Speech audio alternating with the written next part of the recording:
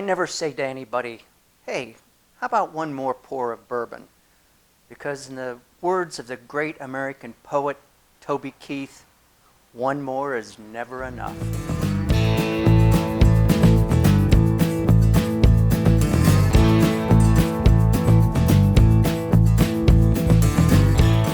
All right, Beer to Whiskiers, let's talk some bourbon.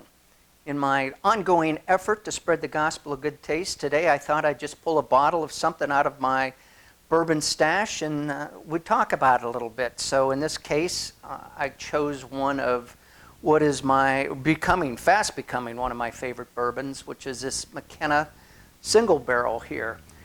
It's made by, distilled at Heaven Hill. Here you can see it's on the label, it's aged 10 years. It also is bottled in bond. In the bourbon world, what bottled in bond means is, number one, it has to be aged between 4 and 20 years. Number two, it has to be from the same distillery, distilled in the same year. And number three, it has to go into the bottle at 100 proof. So that's what we have here is a single barrel, 100 proof Henry McKenna. And it also has on here that the barrel number was 6337, and it was put in the barrel in 4/1 of 2009. I like this bourbon a lot. One reason is because even though it's 100 proof, which is a little hot for me, normally I like to stay in the 90-95 range. That's sort of my upper limit of enjoyment.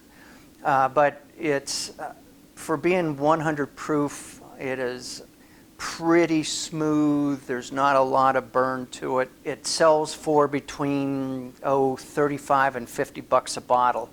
This bottle I bought in Ojai, California, the Ojai Beverage Company, as a matter of fact. Stumbled across it there, and I think I paid about $45 for it. About a year ago in Louisville, Kentucky, I bought 2 bottles for probably about $32 a piece. One of those bottles I gave to my buddy Big John, my partner, who we do the Big John and 5 beer episodes, and he's done some other things with me.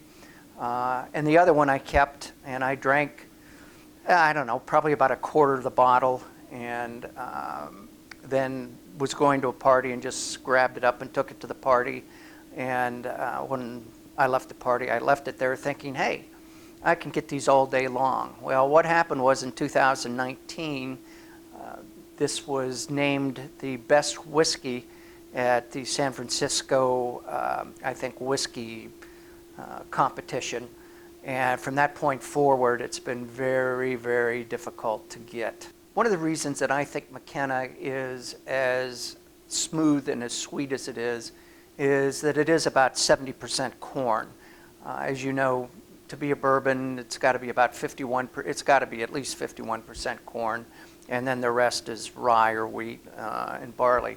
In this case, it's 13% rye, and then rounded off with 12% barley. That's the composition of the mash bill.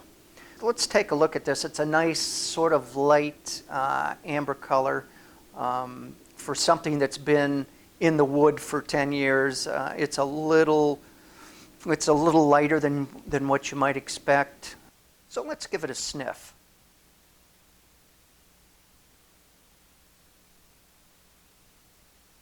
Get a little oak out of it, little caramel.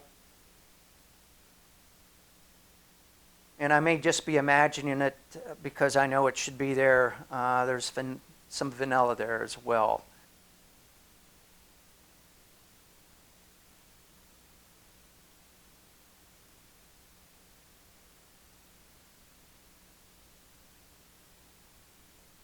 When it first hits your tongue, what I get out of it anyway is a little bit of heat, probably having to do a lot with the fact that it's 100 proof, but some of that is also a little bit of spice out of the rye. And then there's caramel. I'm getting some caramel out of it. And it may be the fact that I know there should be vanilla in there, that I'm sensing a little bit of vanilla too.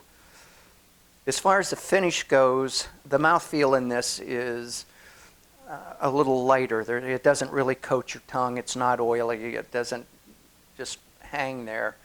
It's kind of a medium finish.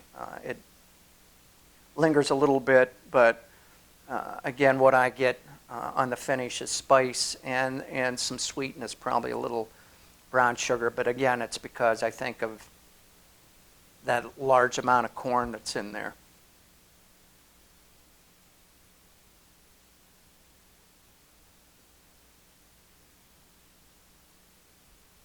In my opinion, it's a really well-balanced bourbon.